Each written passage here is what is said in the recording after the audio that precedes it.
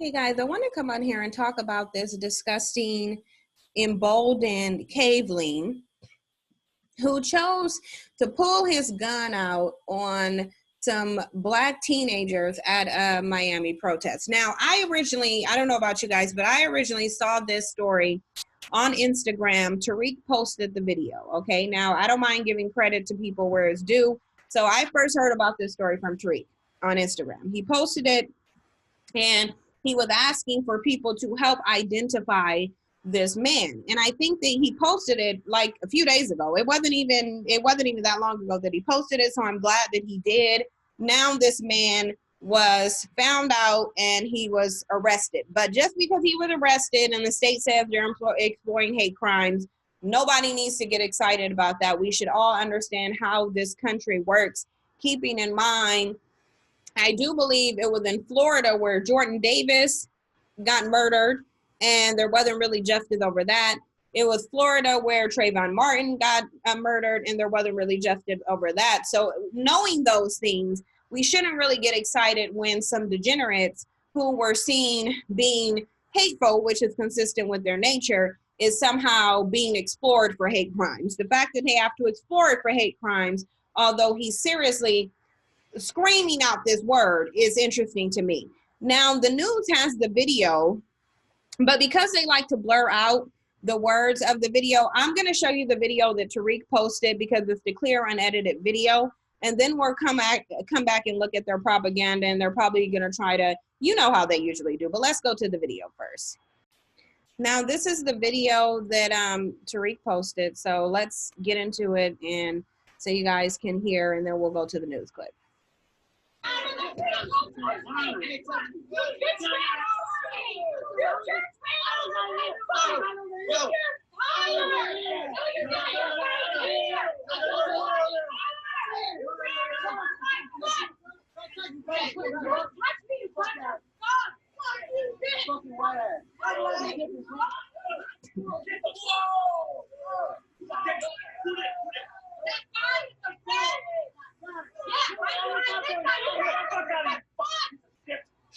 Fucking losers! You ran over my foot! Fucking stupid niggas! You guys keep moving! Fucking dumbass fucking niggas! And this time, I'll be on the news! Y'all don't make the news! That's fine! Alright! Hey!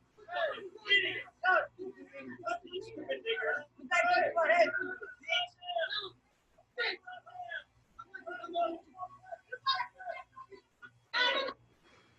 Now, you guys saw this video, okay?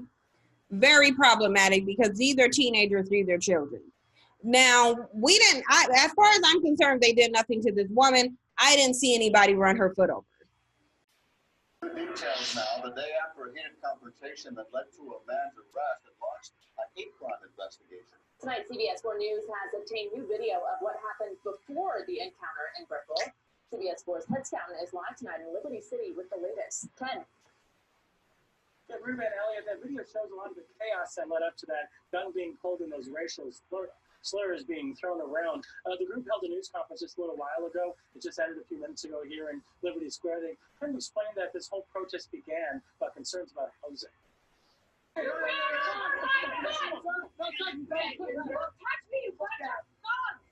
It's video airing all over the place, showing a woman and a group of teens getting into a yelling match on the Brickell Avenue Bridge on MLK Day. It took a turn when we see Mark Bartlett walk up with a gun in hand.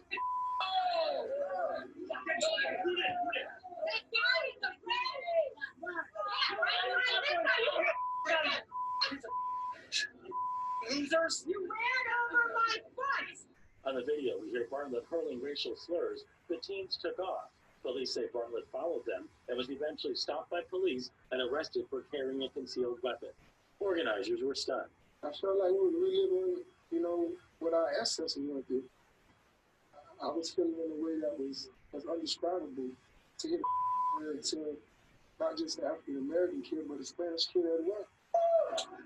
Now we're seeing new video from before the confrontation. It shows the teens in a Brickell intersection, then stopping traffic on the bridge.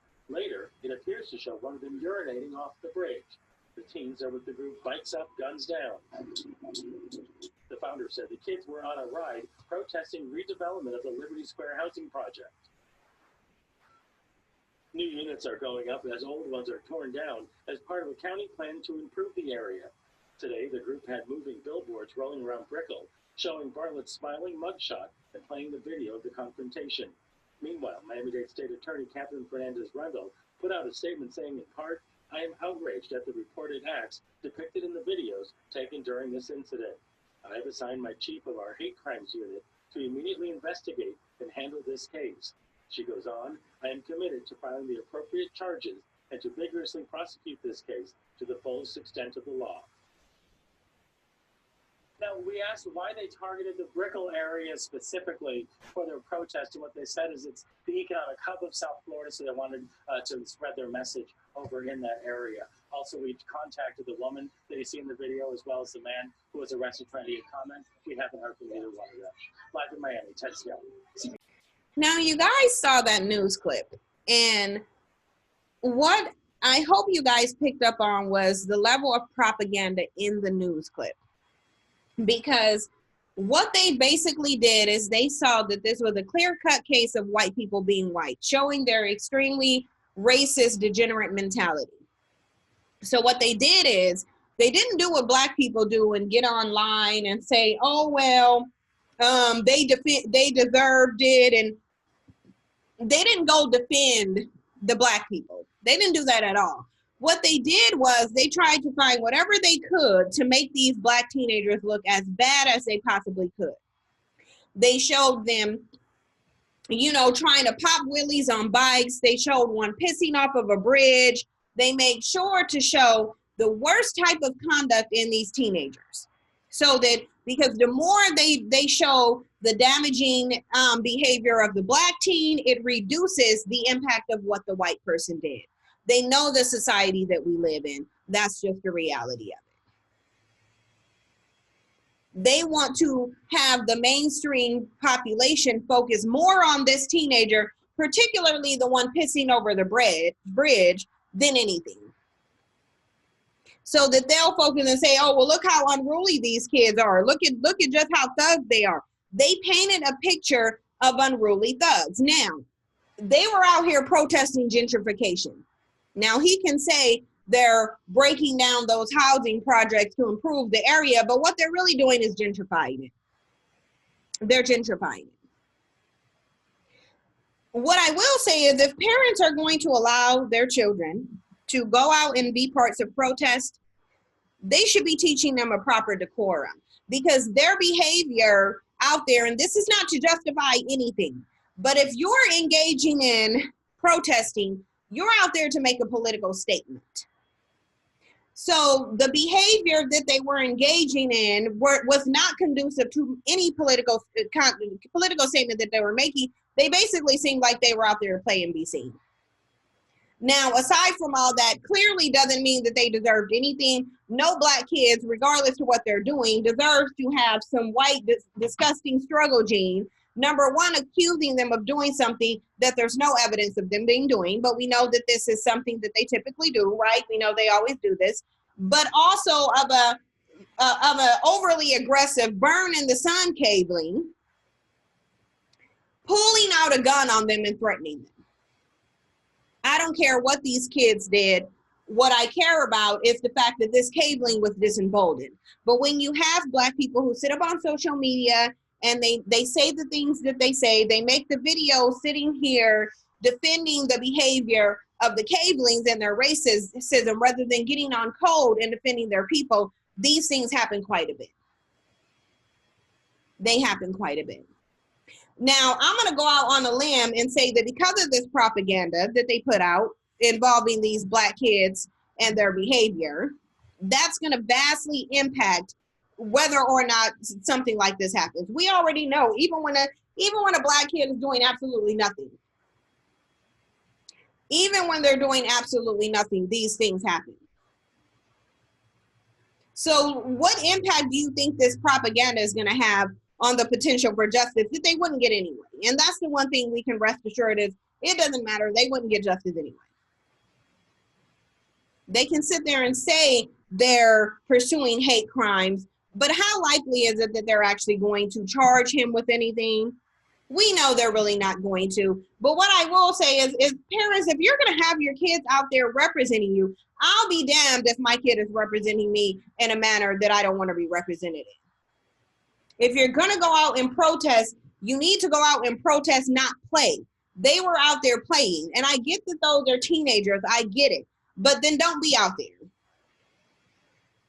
Don't have your kids out there making political statements and engaging political behaviors if they're not going to actually conduct themselves in a manner that's conducive to that. This is not playtime. If you want to play, go to the community center of the park, go ride your bike around. Okay, cool, that's fine. But that playing behavior at protests, I don't like protests anyway. But if you're going to do it appropriately.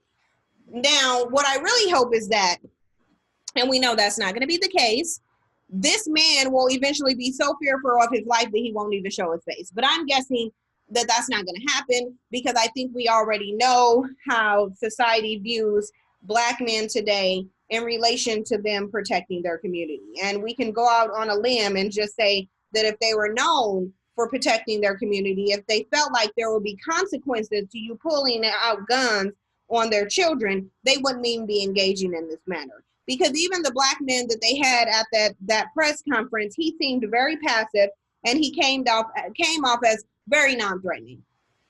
So there you have it. But you guys let me know what you think. Thank you for your support. I'll see you in the next video.